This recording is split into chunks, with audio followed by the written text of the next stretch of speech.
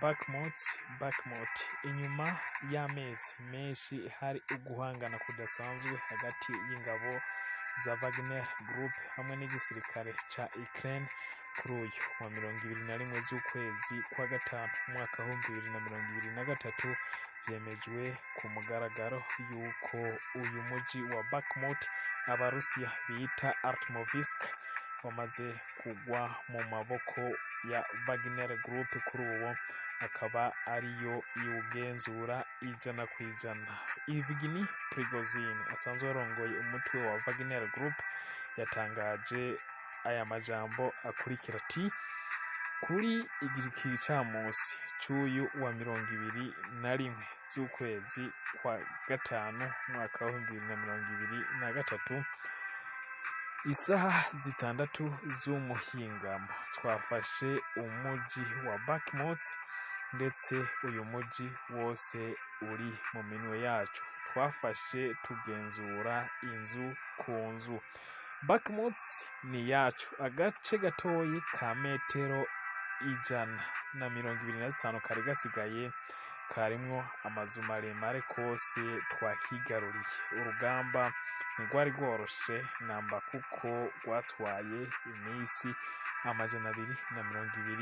224 turwana twitanga kugira ngo tubohoze vyuzuye uyu muji. Ubu turagenzura 100% agace ku kandi inzu ku nzu. Aya akaba ari amajambo Yevgeny Prigozhin asanzwe arongoye umugwi wa Wagner Group yashikirije aho uyu muji abarusiya bawita Artemovsk. Ariko si uyu wenyene yabashije kwemeza ifatwa ry'uyu muji kuko n'umushikiranganje wo kwivuna abansi w'Uburusiya Sergei Shoigu nawe yemeje yuko uyu muji wamaje kugwa mu minwe y'igisirikare ca Wagner Group, aho yatanze ubutumwa ashimira bidasanzwe ingabo za Wagner Group ibikorwa bidasanzwe bakoze, aho yagize ati: muri Artemovsk naho uyu munsi ibikorwa bidasanzwe bigizwe n'ibikoresho hamwe n'umutwe wigenga witwara gisirikare wabohoje vyuzuye uyu muji wa Artemovsk. Uyu muji bitangaza ko ibikorwa bidasanzwe vyo kubohoza vyatanguye icese kwigenekerezo rya mbere z'ukwezi k'umunani umwaka wa 2022 uhereye uyu muji ukaba uherereye neza na neza mu ntara ya Donetsk ni muri Donbass nk'uko bitangazwa, ndetse n'uko umuntu wese ashobora kubisanga kw'ikarata y'igihugu ca Ukraine.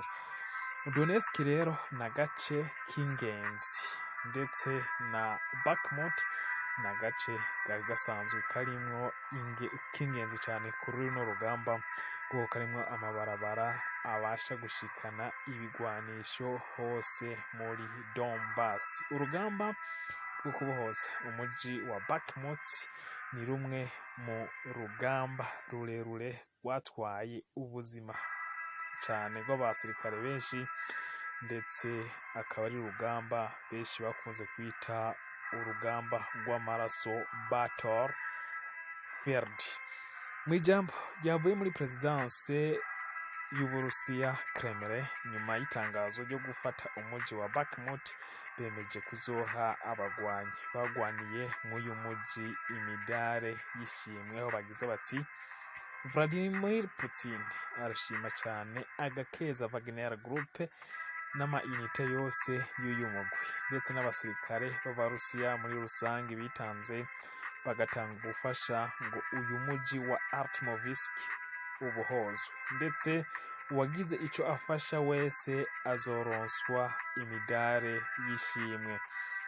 Prigozhin rero yemeje ko abasirikare b'uyu mugwi nyuma yo gufata uyu muji bazoguma mw'uyu muji kugeza kuri uyu wa kane, ariko inyuma yaho bakaba bazoca bava muri uyu muji basigire ingabo z'igihugu c'Uburusiya ndetse n'ingabo za Chechnya kugenzura uyu muji, nabo bakazoca babanza bagenda kuruhuka gatoyi bakazogaruka mu nyuma ku rugamba inyuma y'uko bazoba baruhutse. Ariko nubwo vyemejwe y'uko uno muji wafashwe, ku rundi ruhande igisirikare ca Ukraine ndetse na Volodymyr Zelenshyy ubwiwe ubwo yari mu nama ya G7 iriko irabera muri Hiroshima ni mu Buyapani, bose barahakana yuko uno muji utigeze ufatwa ndetse yuko urugamba rukomeza. Hana Maliar cegera c'umushikiranganje wo kwivuna abansi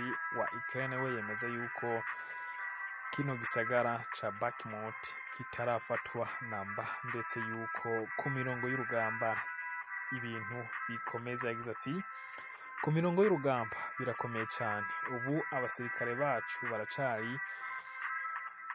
baracari ko bagenzura bimwe mu bice amahinguriro asanzwe abarizamwo ndetse n'inyubako ndende ziri muri uyu muji. Ibimeze uku mu gihe Serhiy Shervatsi avugira ingabo za Ukraine zigwanira mu buseruko bwa Donbass ndetse no mu buseruko bwa Donetsk nyene, wewe akaba yabwiye ikinyamakuru Associated Press ko gufata Bakhmut atarivyo, ndetse ingabo za Ukraine ziriko zirahangana bidasanzwe nubwo bariko bagerageza abasirikare ba Wagner Group gucunga no kugerageza kuzitira ingabo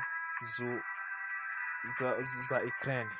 Nkuko Deutsche Welle ibivuga ni ikinyamakuru gikorera mu Budagi, ngo ubwo Volodymyr Zelenshyy yari mu nama nk'umutumire adasanzwe ya G7 yari kibera i Hiroshima, yemeye yuko uyu muji woba wamaze kugwa mu biganza vya Bakhmut vya Wagner, ariko ubwo yabazwa n'itangazamakuru akaba yahakanye yivuye inyuma yuko kino gisagara coba caguye mu minwe y'abasirikare ba Burusiya n'aba Wagner.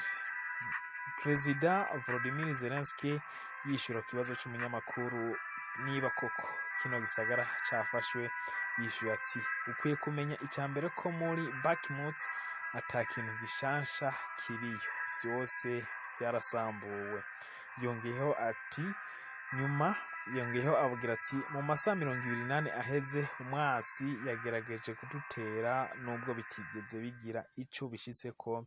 Urugamba muri Bakhmut ruracakomeza ntirurahagarara, ndetse yishura ijambo ati no namba igisirikare ca Wagner Group ndetse n'umuji wa Bakhmut nturigera ufata uno muji. Ifatwa rya Bakhmut rero rishobora kuba ingingo nziza, kuko uyu muji uhuza ibindi bisagara bisanzwe biri mu burengero bwa Ukraine, mu burengero bwa Donetsk arivyo Sloviansk, Kramatorsk, zisanzwe nazo zifitaniye amabarabara ashika muri Bakhmut, ndetse gufata uyu muji wa Bakhmut bishobora korohera ingabo za Wagner Group ndetse n'ingabo z'Uburusiya kugenda zifata ibindi bice vyose mu burengero bw'uyu muji.